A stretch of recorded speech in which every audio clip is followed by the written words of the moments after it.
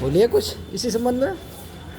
अच्छा हाँ। आज हम सभी लोग यहाँ पर राष्ट्रीय विधिक सेवा साक्षरता मिशन के तहत एक कार्यक्रम हो रहा है। तहसील बिलाग्राम से मैं आई हूँ, प्रशासनिक अधिकारी साधना सिंह। आज मैं आप लोगों को ये बताना चाहती हूँ कि जो नशा है ना, नशा बहुत ही खराब चीज़ है। नशे का सेवन करने से मनुष्य का जो है बुद्धि विवेक काम नहीं करता है और उसके कारण बहुत सी समाज में कुरीतियाँ भी फैलती है।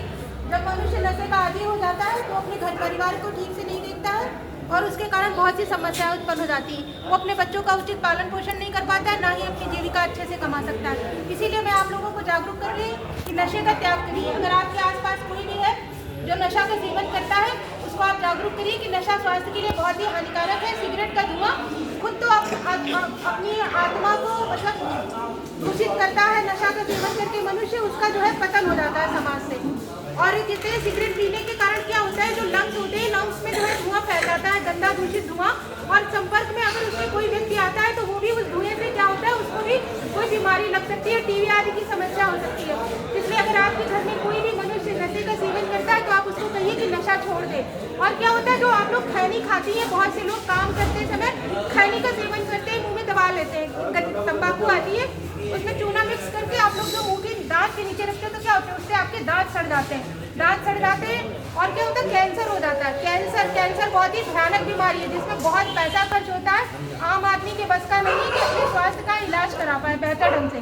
तो हम आप सब लोग को जागरूक कर रहे हैं, गुटखा का सेवन और जो है तंबाकू और ये खैनी वगैरह, पुड़िया वगैरह, ये सबको वर्जित है, इसको मत खाइए। इससे समाज में दूषित वातावरण भी होता है, जो भी संपर्क में आता है उसको कई प्रकार की विभिन्न प्रकार की बीमारियां हो जाती है।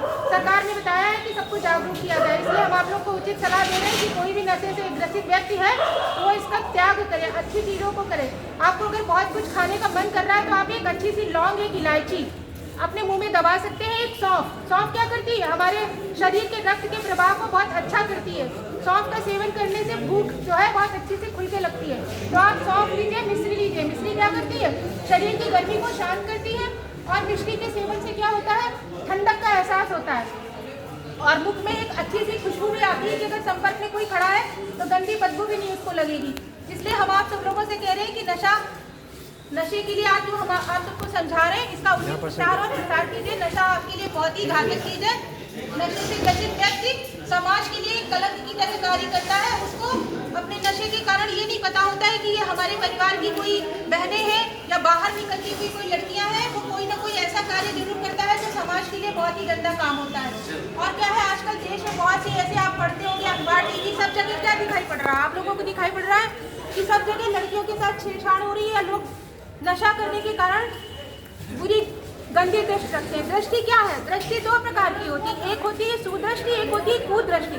जब इंसान किसी के ऊपर सुदृष्टि डालता है तो उस मनुष्य का कल्याण हो जाता है। जैसे भगवान की सुदृष्टि पड़ी किस पर, माता अहिल्या पर, जिनको जो गौतम ऋषि की पत्नी थी, जिनको पत्थर बना दिया था गौतम ऋषि ने श्राप देकर। इंद्र देवता के साथ, इंद्र देवता ने उनके साथ कुछ गलत किया जिसके कारण प्रभु श्री राम ने क्या किया, उनको एक श्राप, जिसके कारण गौतम ऋषि ने अपनी पत्नी को श्राप दे दिया कि आप पत्थर में परिवर्तित हो जाओ, ठीक है। और फिर क्या, वो बहुत साल तक वो पत्थर बनी रही और अपना श्राप के लिए भगवान श्री राम का मन ही मन मंत्र मुग्ध होकर के जाप करती रही। जिसके कारण जब भगवान श्री राम वनवास की अवधि उनको हुई तो जब वो आए तो उन्होंने गौतम ऋषि की महान पत्नी जो अहिल्या जी थी उनको सुनाई पड़ा अंतर मन से, उनको लगा कि कोई उन्हें पुकार रहा है, श्री राम कह रहा।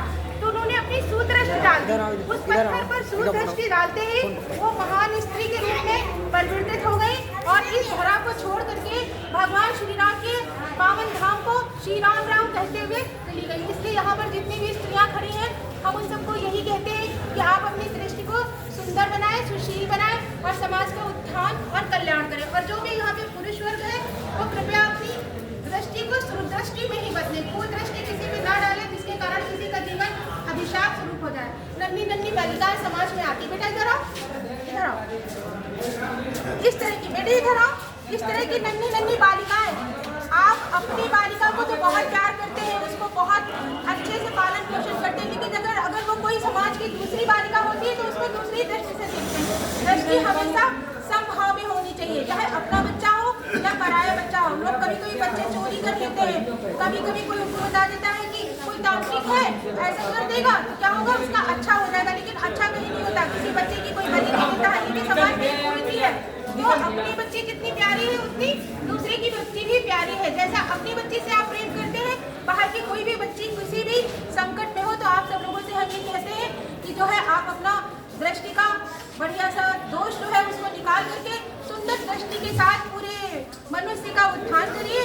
समाज में फैली हुई जितनी बुराइयां हैं उनको दूर करिए और इन बालक बालिकाओं को अपने अच्छे विचार दे करके अपना सुंदर सुंदर प्यार देके उनका पालन पोषण उचित करिए, ताकि वो हमारे राष्ट्र का गौरव बढ़ाए, है ना। ठीक है, तो हम आप सब लोगों से यही कहते हैं कि आप लोग जो है हमने जो आपको विचार दिए हैं उनका पालन कीजिए, नशा से मुक्त कीजिए और अपने बच्चों का विकास करिए। उचित मात्रा में आहार लीजिए जो आपके जीवन को शांति की ओर ले जाएगा और आपका मान यश गौरव बढ़ाएगा। धन्यवाद।